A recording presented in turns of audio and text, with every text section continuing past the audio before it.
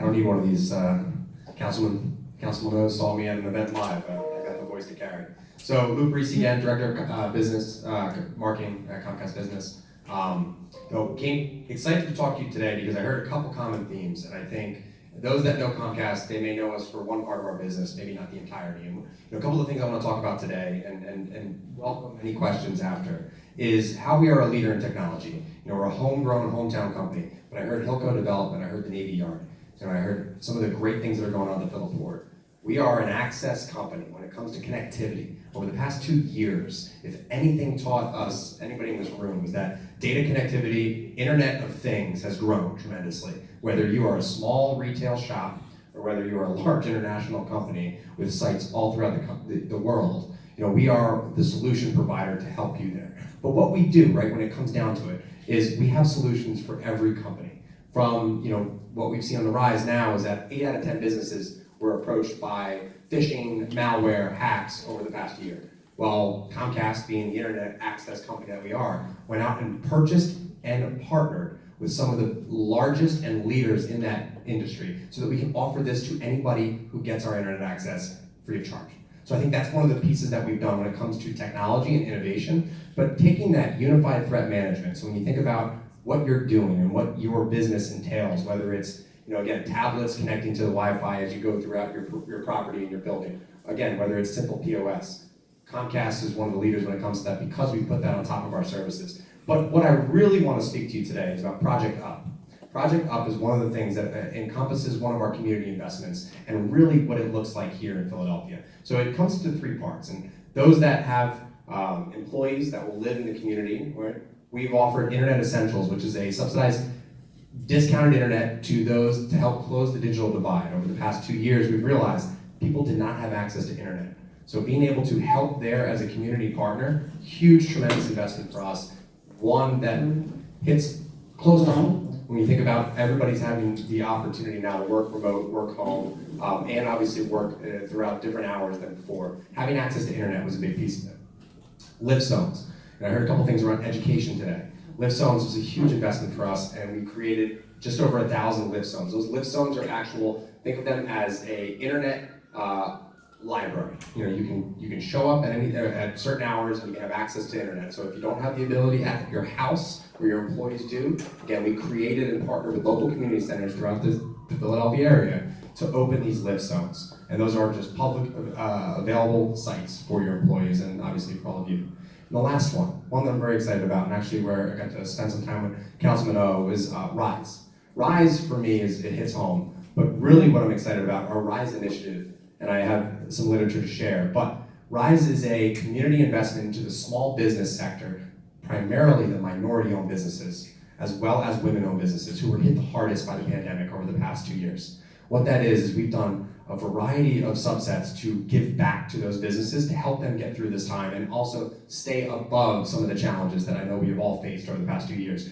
In particular, free marketing, free services. These are all on an application basis, but still, that opportunity there was to help make sure that our small business sectors throughout the city, and we've had just over 500 winners in the Philadelphia area, and we're actually coming up on our 6th round. So if you think about it, these are businesses that are minority-owned as well as women-owned businesses that we're helping and trying to help and be a partner in the community. So we're about to kick off our 7th application round coming up, and I'm happy to say that we're going to be giving away a monetary grant to over 100 businesses in this that qualify.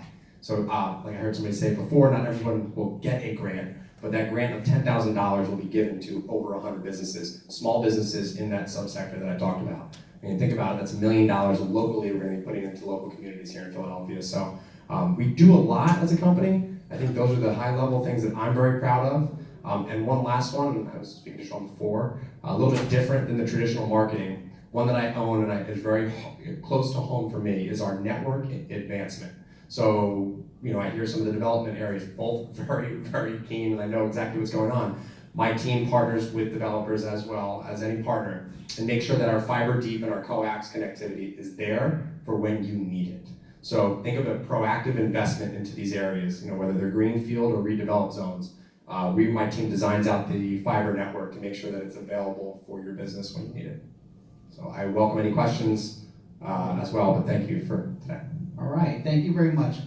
There was a lot of interest in technology and ways to work with Comcast, and you may not be the right person. Can you give a little bit of an overview of NBC Universal, Comcast, and what that's all about? Yeah, so it's funny, when I first started, which will be 10 years, 11 years now almost at Comcast, we had just acquired NBC Universal. So when you think Comcast in general as a cable company, we're much more than that. I talked about technology today, I talked about a lot of philanthropic events, but NBC and NBC Universal in particular is a content provider.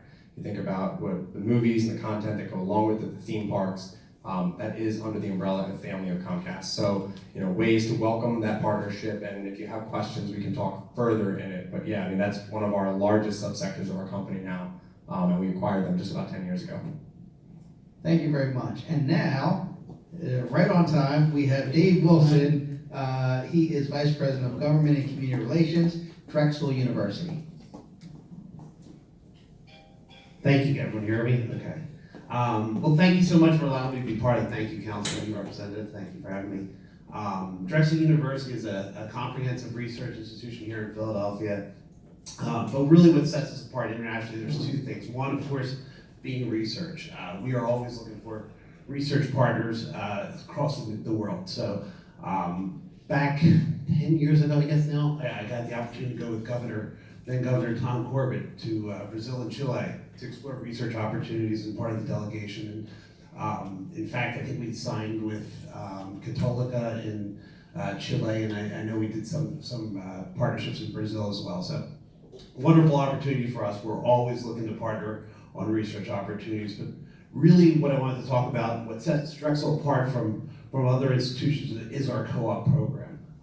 Our students, 15,000 undergrad students, we, as part of their curriculum, have them do 3 separate 6-month full work experiences where we actually find them employment, and it's been a wonderful thing. It's really kind of our secret sauce. And what we found is, in order to prepare our students for the global economy, we want them to have global opportunities as well. So we are always looking for relationships with other nations, international businesses, so that our students can really get the education that we think they deserve and have the opportunity to travel across these and spend a full 6-month work opportunity and learn not just the culture, but international business. And it's been wonderful for us. It really, again, it sets us apart from other institutions. I think there's only about 3 or 4 full-time co-op programs across the nation, and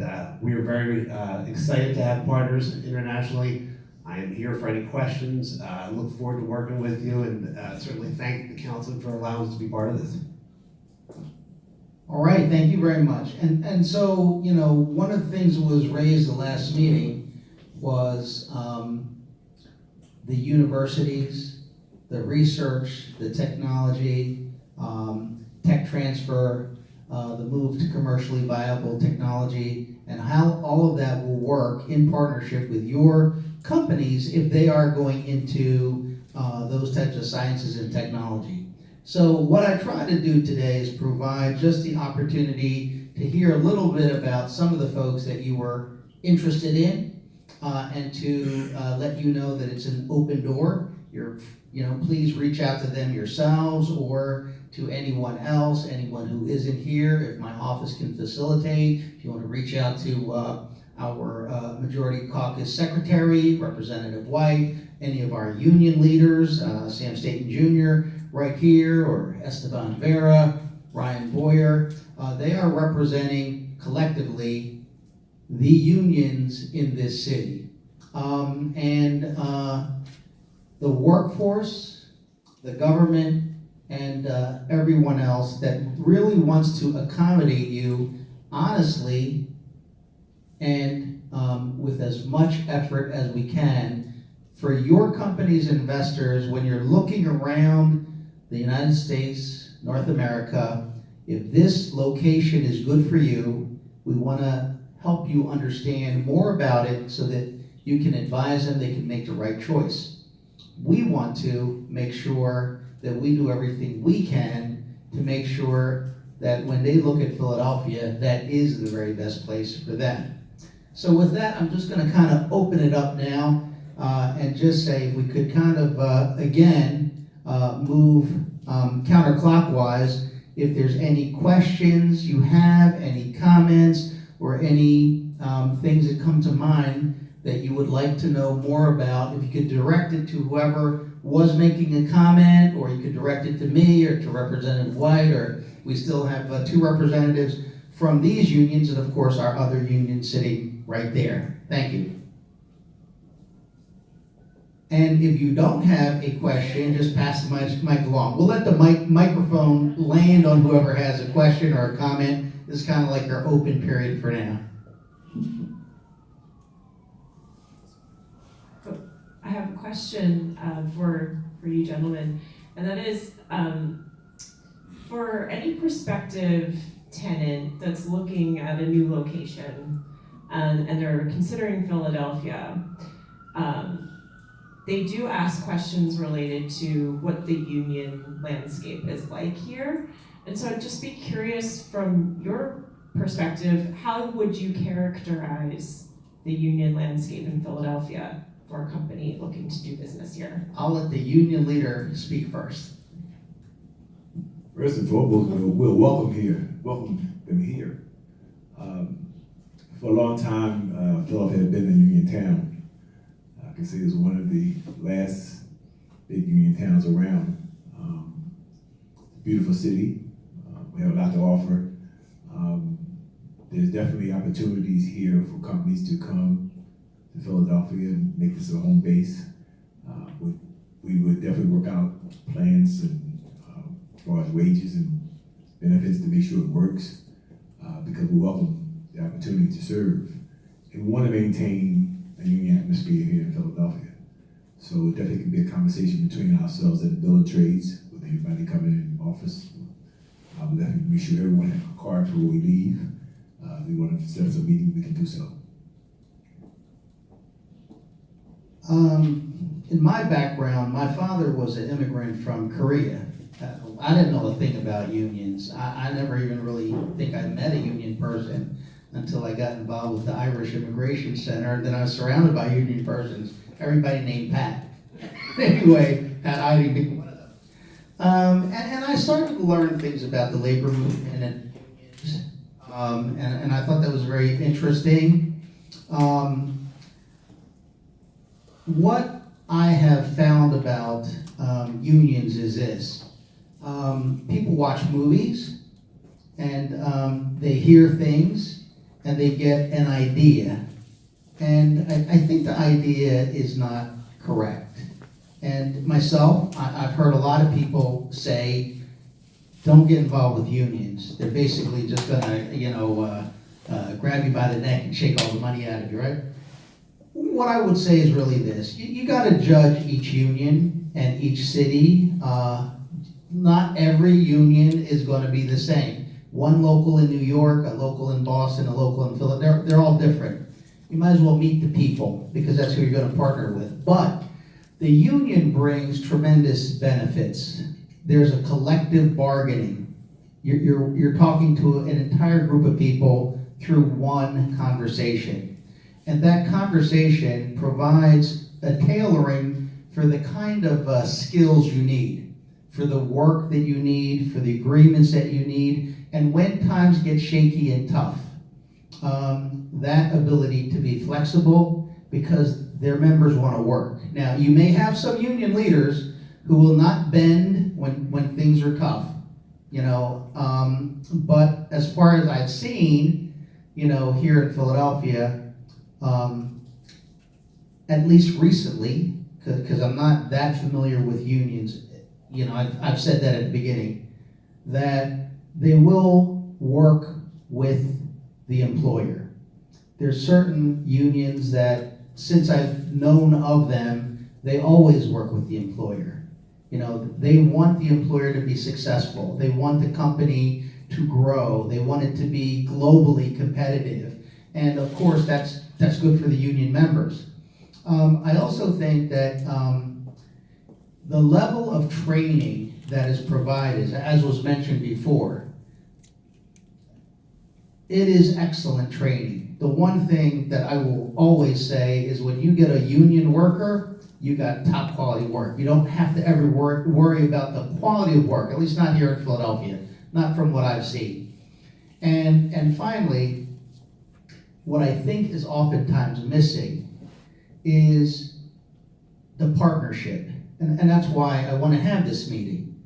Because rather than have an adversarial relationship with your workforce, why not have a partnership where together you're getting the best legislation, the best financial stability, the most competitive situation possible, so that it is excellent for the company, excellent for their workers, and excellent, for the workforce and their families. And there's a role for our city, there's a role for our state to make sure that the company is successful, the workforce is successful, and that everyone has a good quality of life.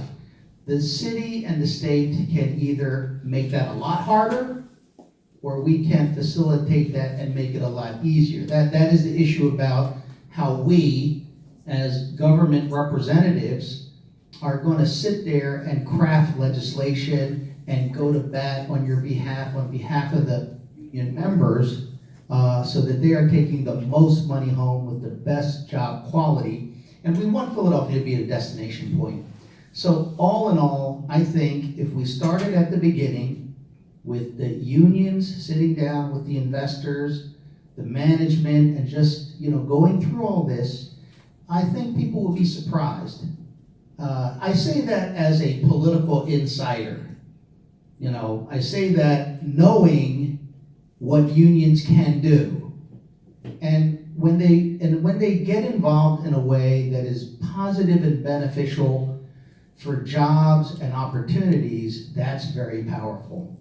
I think because they are focused, I would look at it this way. There is, let's say, 10,000 workers. They elect someone to represent them, and that person's got to answer. And they got a lot of pressure to answer every time something's happening to make sure their members have health insurance, have good jobs, good opportunities. They are not looking to have their members unemployed or upset or low wages. So good union leaders are going to sit down and work with you, and I think you'll be surprised what they bring to the table if you will give them a chance through that conversation about how can we work together to make this the best possible project. Okay. We're gonna hire this guy right here. He does a great job promoting us. And again, I think that sometimes we live sometime in the past. And I can't say that union was always great partners back in the past, but we've done a 150-degree turnaround within the last 25 years, trying to erase that myth of what unions are about here, especially in Philadelphia. We have a training school also in Exton, where we have 100 acres that we own out there. And we recently built this school because we wanted to bring the school to the people. Because out there, it was really difficult for people to get back and forth to the training, so we put it right here in the city so there'd be no excuse, public transportation, automobiles, and what have you. And we definitely consider companies as partners. We can, and we tell our members, look at it as a business, that we don't make money for the company, what good are we?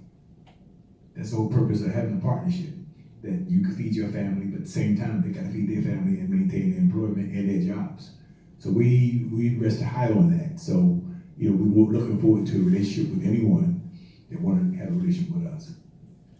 So just a very quick story. When Hyundai Kia came to Philadelphia in 2010, we have ILA, longshoremen on the water side, but we also have Teamsters on the processing side. In 2010, Globus, who's the subsidiary of Hyundai, said, your KPIs aren't good enough, key performance indicators, you need to get them up. And so at that time, the labor employer just added more men, and it still didn't improve. And they kept on adding cost. The KPIs just weren't improving. But what really needed to happen was they changed the the hiring, the company that was managing the workers, they paid them a couple more dollars, they performed drug tests, and they got the workers that really wanted to do the job. And now we sit in a position where we have the best KPIs in the country. We invested in 155 acres, state-of-the-art, it's the only auto terminal in the country that's purpose-built. And it's the archetype for the rest of the processing for that organization. So it just shows you, I mean, you have a motivated workforce, but you gotta sit down, maybe pay them a little bit more, but then you actually get the people that wanna do the job. And it's really a tremendous asset for us in the port business. It's just time. All right, fantastic. I will share with you, just, I'm not the union guy. I've been on the other end of the union stick. So when I say they are, a good partner and all that, is not because I have a preference or I've been favored, I've been on the other end of that stick, and I'm happy, to say that, objectively, I could tell you, is a very good partnership to explore, and I believe the benefits of it will be something that makes our city more competitive than other cities. Just want to touch on a couple of things. We represent not only the public transit, but also the railroad, and we have an airline division as well. And one of the other things about Philadelphia is what many people don't know, and there was some touching on it, you can roll a rail car out from Philadelphia pretty much anywhere in the country. So your product can be delivered or shipped out from here, not only through the ports, but also by rail. And that's a little known fact. The other thing is, that wasn't mentioned, is the real estate taxes for residential. Your employees can enjoy some of the lowest real estate taxes around. And that's a nice advantage to talk about. Not only your Keystone Opportunity Zones and your tax breaks, but also the real estate taxes for residential are pretty much unbeatable. And the commercial is definitely lower than anything you're gonna find in New York and New Jersey as well. And with the deepening of the ports, it can only get better as far as our capabilities. So if the unions and the companies didn't work, this city wouldn't be here today. That's pretty much the best example you can cite, is the fact that this city has been a union city and has been successful as long as it has been for all these years. I guess I'll make a small comparison. If you're trying to assemble an army, who would you rather, what pot would you rather pick from? The soldiers who went to basic training, trains, or people who are, behind the Xbox playing Call of Duty? That's what we represent. If you go union, you're picking the well-trained soldiers. Speaking firsthand, like I said, I served in the military, and it's basically, it's similar to going to an apprenticeship. You take pride in your craft, you take pride in the armed forces, you represent your country, you represent your local union, your city, and they're the best of the best. You're getting efficiency, compliance, and 10 times out of 10 the job comes in on time or they beat the mark. So you can look at it in that way too. Like I said, we take pride in our work, and it's about craftsmanship. Well, representing a country like Panama is very funny here because there's a direct impact with the investment that my country did on making a bigger canal. So bigger chips happen. Several administrations ago, we invested more money in ports. So those ports can take the chips that our canal could take. So it's great to sit here and to understand how much a little investment in public money that had a history on labor work, because the new Panama Canal was done all with labor employees. My father was a labor employee in Panama, so I know what I'm talking about. And then coming to America, not being a diplomat, and then for several years served in government, I became also a labor employee, because government has an AFL-CIO, or we have our old local that was member of Local 2978, that was a healthcare government workers. And thanks to those unions, I learned about how important it was to have skilled staff working with you. When you work in the health field or you work in any fields, it's important you have the best people working with you.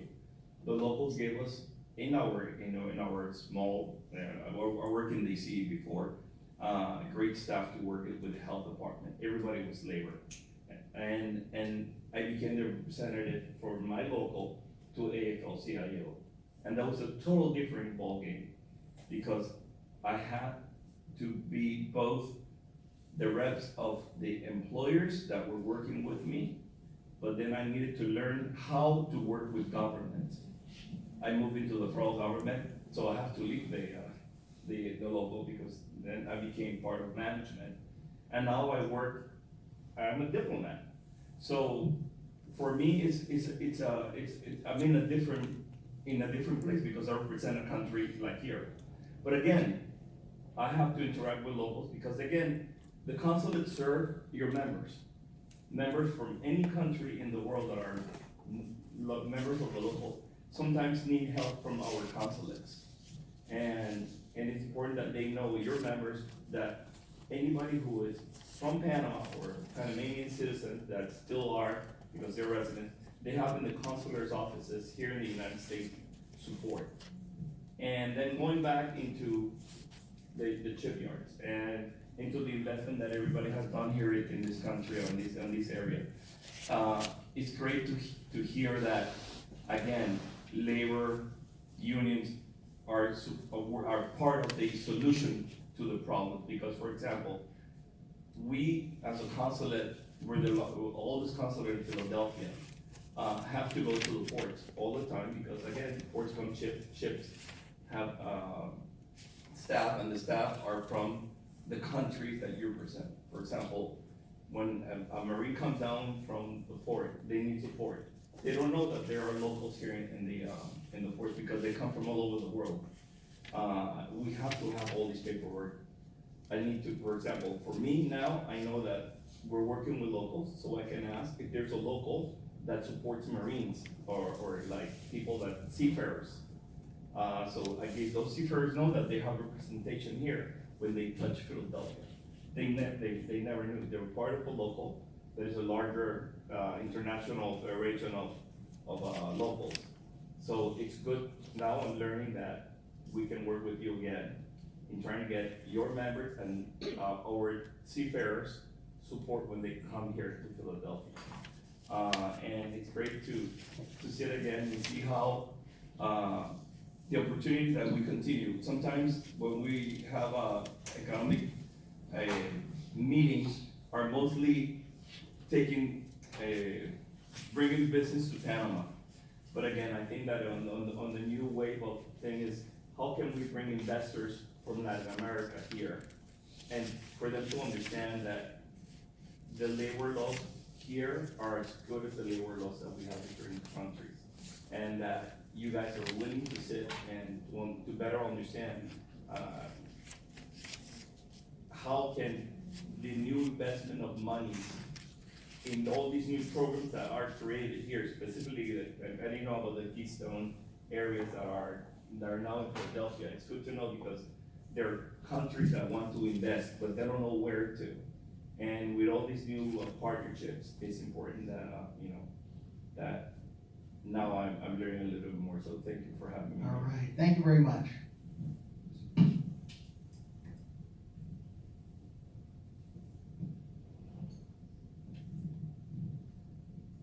Well, thank you for presentations, and I'm very understand that Philadelphia has good infrastructure and many investment opportunities. It would be a very good information for Japanese firms that interested in the investment in Philadelphia. And also just a bit comment. Recently chatting with the Japanese companies, many companies said the biggest issue is the recruiting and retention. How to employ the new laborers and keep their employees. Today we are welcome. Today it's very good opportunity to speak with the labor union leaders and Councilman David. And if the collaborating with union can solve those problem by of the Japanese companies, it would be a very good opportunity for them to decide the investment in Philadelphia or investment more in United States. Thank you. Yeah, just to say this, that, some of your projects and investors, may not, outside of maybe construction and building the facilities, if that's what it is, it may be more technology, maybe more partnering. It may not have to do so much with the labor force. But the labor unions, and we will work with your investors and your companies to create a better economic opportunity. It will benefit us in one way or the other, so we're more than happy to do that. When it comes to labor, like the union workforce, I think, people here are saying, have a conversation. We will take care of ensuring, one of the things that happened with one of the companies is they trained their workforce, they certified them, and they flew them overseas to actually do some of the high-level work, and when they came back, they went to get another job. Sometimes that happens because the company did not know the work culture, and sometimes, it's a matter of where they're gonna abide by the contract or whatever it is. But I think, again, that's someplace where at that level of skilled work, where there's a collective bargaining agreement, the union will manage that for you. So I think that is something where there's a less concern that you invest all this money, time, and ability, fly them overseas, make sure they get the skills, and they come and they just leave and go get a job someplace else.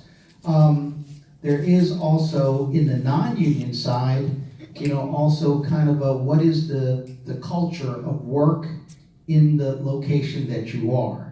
And I think that can be another conversation, but I know that there was a lot of concern about the Great Resignation. And we had a discussion about who that affects, who it doesn't affect, and what is happening kind of economically. One of the things about our city is, as a university city with so many people and a lower cost of living, not just so high burdens as other places, I think that is less of a concern here, and I think the data will bear that out. But I think, when you carefully look at the workforce demographics and kind of projections, I think there's ways that, for example, Japanese companies may find that problems they had someplace else may not be that kind of a problem here in Philadelphia. Other places has other advantages that we don't, but if it is a good fit for us, I think, that's something that we can provide the base information that will be very helpful to Japanese companies that are concerned about retaining their workforce. So just wanted to briefly respond to your quick question.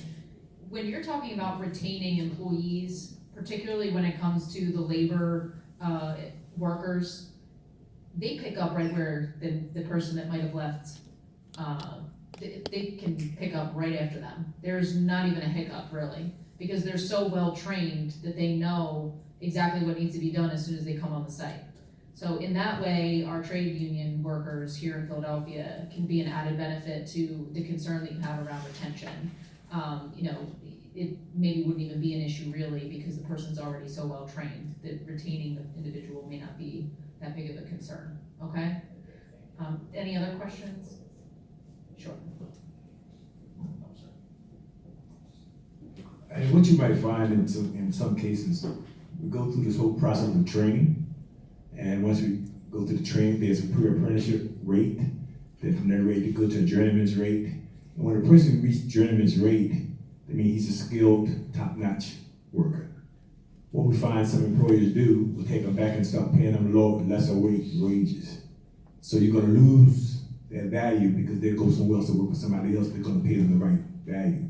So it's important, if you spend the time, the money, and the energy in an employee, you want to keep him. You keep him out, give him the correct rate that he deserved to have from working and getting the skill.